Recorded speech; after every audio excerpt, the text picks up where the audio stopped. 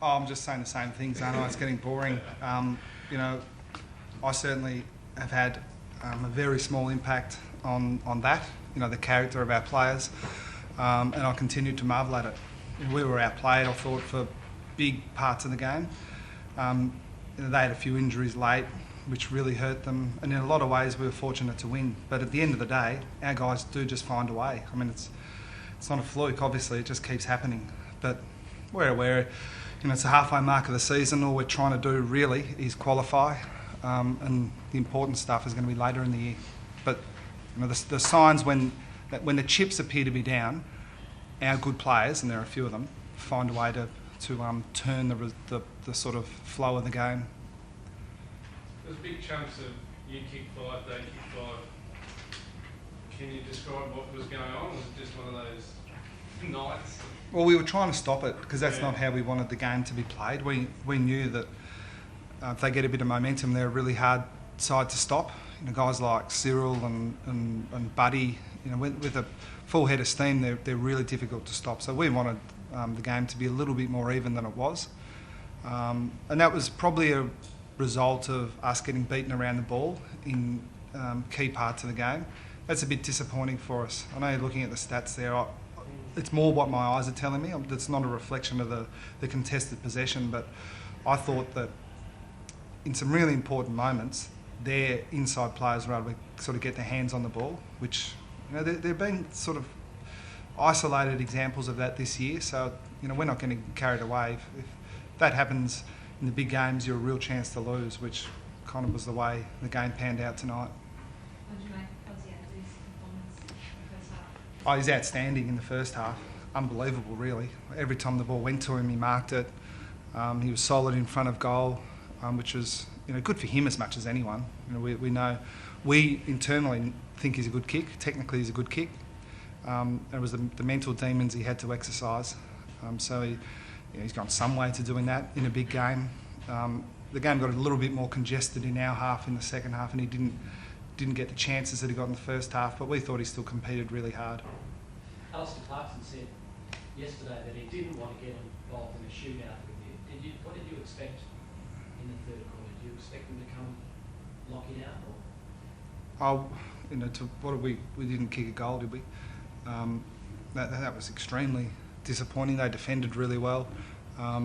More than their defence, I thought they were able to beat us around the ball. I mean, if you can't get your hands on it when it counts, it's hard to score.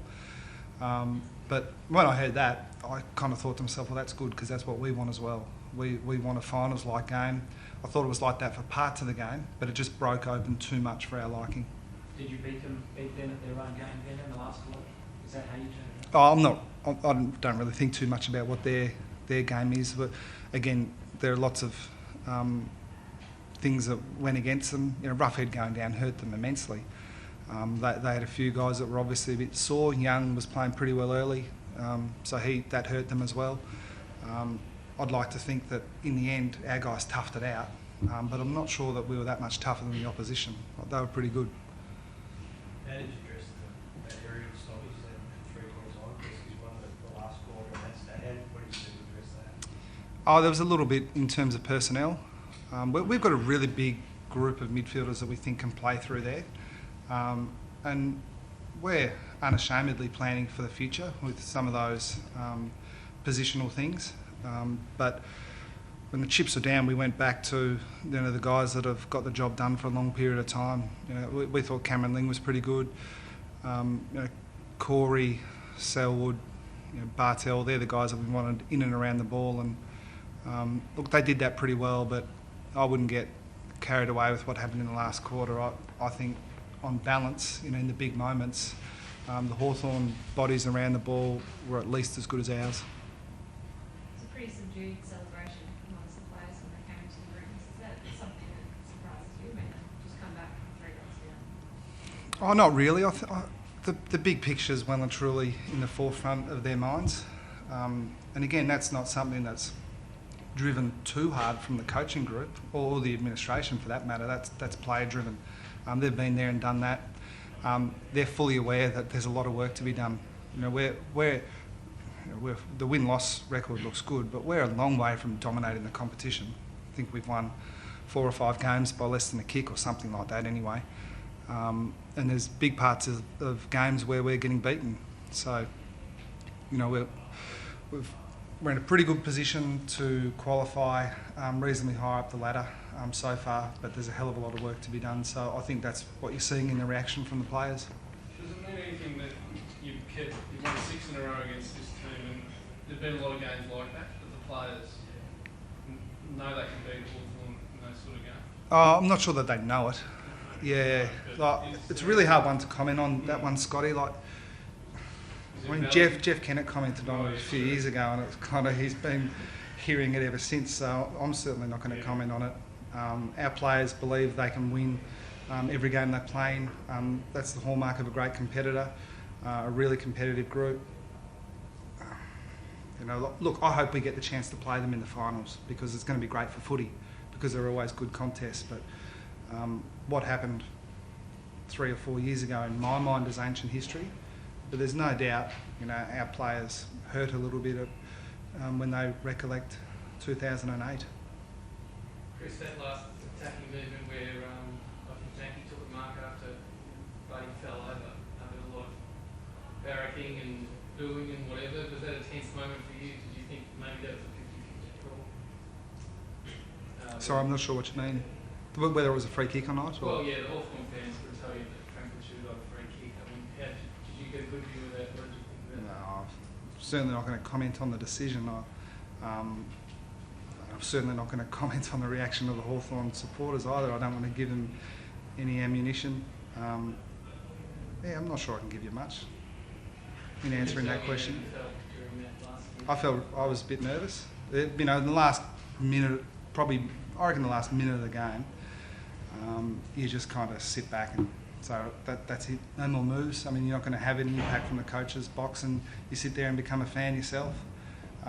We got a bit frustrated at umpiring decisions as well during the game, but not because we think they're wrong, just because we're fans and we're disappointed at, you know, the outcome. Hopefully that's the way that our reaction to those sort of things is interpreted. It's another nice performance from the young guys, which Duncan in the first half, but it was really hot. Some really strong things, kept his feet, must have been pleased. Yeah, he's a really classy player.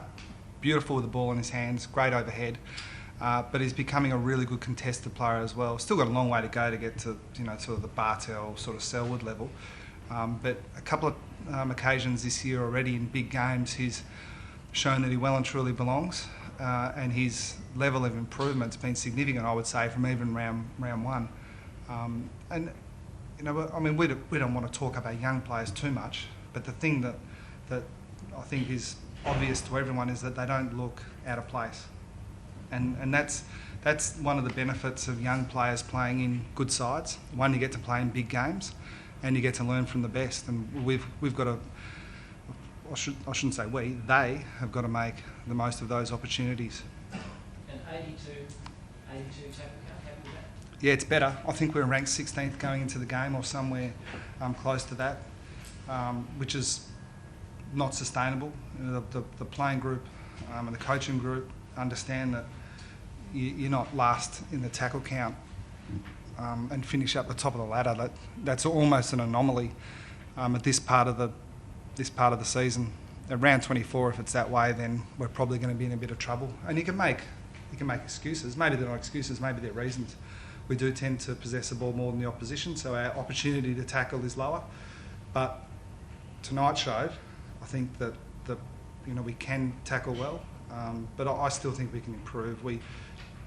Hawthorn are the least tackled team in the competition. You know, they do keep the ball off you, but I thought we had some really nice chances to lay some strong tackles that we missed tonight. So, yeah, positive. The numbers good, but you know, our method's got to improve from where it is right at the minute.